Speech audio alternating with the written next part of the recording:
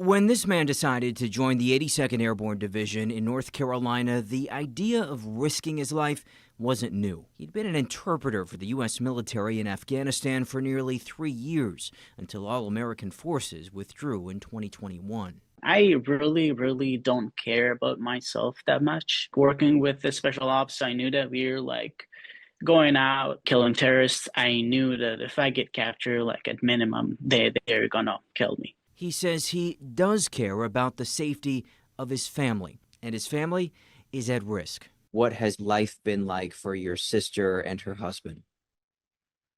Like hell. Because of the soldier's work for the U.S. military, the safety of his sister and her husband, both doctors in Afghanistan, is not assured. Because they are at risk, we aren't identifying the paratrooper.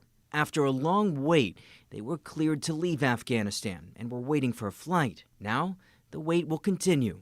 On Monday, soon after taking office, President Donald Trump suspended the refugee resettlement program for at least 90 days, putting the paratrooper's family and thousands of other Afghans in limbo. Sean Van Diver is the president of Afghan EVAC, which works to get Afghans out of harm's way. This is a great miscarriage of justice. These are people who, for one reason or another, are at risk because of their association with the United States government.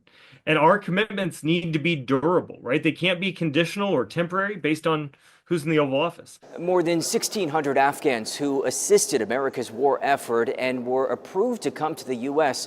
before a deadline of next week had their travel plans canceled. In total, Van Diver says this suspension impacts around 10,000 Afghans.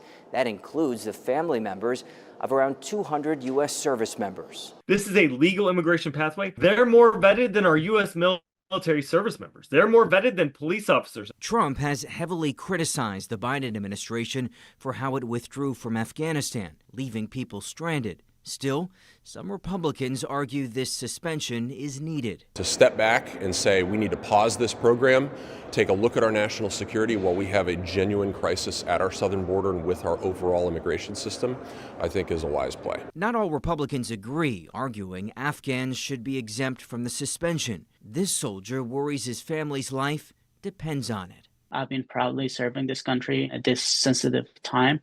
I'm demanding help. In Washington, Reuben Jones, Spectrum News. Thanks for watching our YouTube channel. Let Spectrum News be your resource for balanced, in-depth political coverage. And click the subscribe button here. You can also download our app and watch us on TV to learn more about the candidates, where they stand on the issues, and more. We'll see you then.